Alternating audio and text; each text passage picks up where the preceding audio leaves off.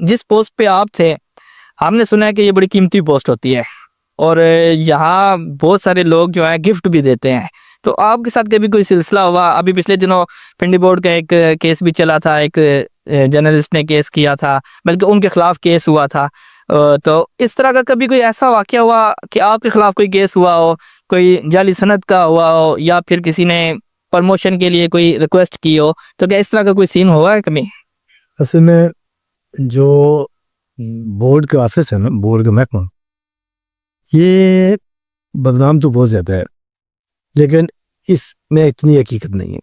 نہیں، حقیقت نہیں ہے. یعنی میں خود تقریباً 39 سال کے قریب اس بورڈ میں رہا ہوں. میں بڑے ایمانداری سے اور بڑی مطلب الفن بھی کہہ سکتا ہوں کہ چند کالی بیڑیں تو ہو سکتی ہیں نا، 100% تو کہیں بھی بالکل ایسا ہی ہے، لیکن اگر کوئی کالی بیڑیں تھیں بھی نہ تو وہ بھی چھپ چھپا گئی تھی. اس طرح اوپر نہیں تھی جیسے باقی کے محکمے جاتے ہیں نا سن. جی اب رشوت سے کام ہوتا ہے، لیکن بورڈ میں یہ نہیں تھا. پنڈی بورڈ میں ایسا نہیں تھا. میں اپنی نہیں بات کر رہا، میں سب کی بات کر رہا ہوں کہ پنڈی بورڈ کے میرے دور میں جو میں نے کنڈکٹ برانچ میں کام کیا جس کی طرف آپ نے اشارہ کیا ہے، جی یہاں پہ پروفیسر ہمایوں صاحب میرے باس رہے ہیں. اس کے بعد اپنا میاں ذوالفقار صاحب جو بعد میں سی او صاحب لگے تھے وہ میرے باس رہے ہیں. چودھری ارشاد چٹھا صاحب میرے باس رہے ہیں، اور زیادہ ٹائم میں نے گزارا ہے ڈاکٹر عمر فاروق صاحب سے. اور یہ سارے جتنے بھی افیسر تھے انہوں نے مجھ پہ اندھا اعتماد کیا. میں جو کاغذ ان کے آگے 400-500 جتنے افسروں کے نام لیے، زیادہ پروفیسر ہمایوں صاحب اور ڈاکٹر عمر فاروق صاحب کے ساتھ، ان کے ساتھ تھوڑا کچھ مہینے رہو، لیکن ان کے ساتھ یہ پروفیسر ہمایوں صاحب کے ساتھ بیسک سیکرٹری جب یہ تھے اس وقت بھی میں نے ان کے ساتھ کام کیا، جب کنٹرولر تھے اس وقت بھی ان کے ساتھ کام کیا. اور ہمایوں صاحب اتنے قابل آدمی تھے کہ میں نے اتنی 38 سالہ سروسوں میں چند قابل لوگ دیکھے تھے، ان میں ہمایوں صاحب تھے. ان میں فیصلے کی ضرورت تھی اور اعتماد کرتے تھے اپنے ساتھیوں پہ.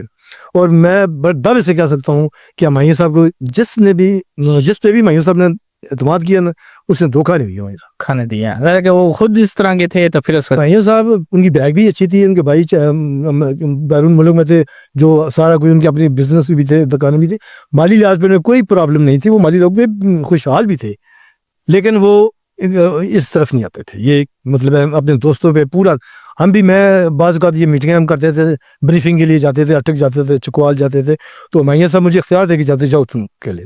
کئی دفعہ وہ میرے ساتھ نہیں گئے، میں اکیلے ہی میٹنگ کر کے آتا تھا. لیکن مجھے بھی بڑا فخر ہے کہ میں نے بھی کبھی ہمایوں صاحب کے سامنے شرمندہ نہیں ہونا پڑا مجھے. میں نے بھی جو کام کیا بالکل دیانتداری اور ایمانداری سے کیا. یہ ہمایوں صاحب بھی اس چیز کی گواہی دیں گے کہ میں نے ان کے ساتھ کبھی ایسا نہیں کیا. اور ڈاکٹر عمر فاروق صاحب وہ بھی پورا کرتے تھے مجھ پہ اعتماد. اور ڈاکٹر عمر فاروق صاحب سے بھی میں ان طرح ہی ڈاکٹر عمر فاروق صاحب سے میرا بحثیت اسسٹنٹ کنٹرولر زیادہ ٹائم گزرا ہے نا. ہمایوں صاحب کے ساتھ تو میں نے بحثیت سیکرٹری بھی جب تھے اس وقت بھی کام کیا، جب کنٹرولر تھے اس وقت بھی کام کیا، لیکن کنڈکٹ برانچ میں زیادہ عرصہ میں نے ان کے ساتھ کیا ہے ڈاکٹر عمر فاروق کا. جو اسسٹنٹ کنٹرولر ہوتا ہے بیسیکلی اس کے پاس اختیارات کیا کیا آتے ہیں؟ دیکھو جی، کنڈکٹ برانچ کی جو سیٹ ہے اس میں ڈپٹی سپرنٹینڈنٹ کی اپائنٹمنٹ کی اتھارٹی یہی ہے.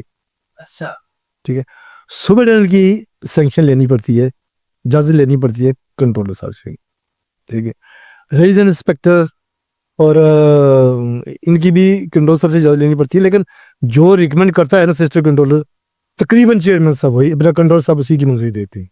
پھر فائنل منظوری جو ہے نا وہ چیئرمین صاحب سے لیتے ہیں، وہ تو مطلب فائنل منظوری دیتے ہیں، لیکن ریکمنڈیشن پہ ہی ہوتا ہے.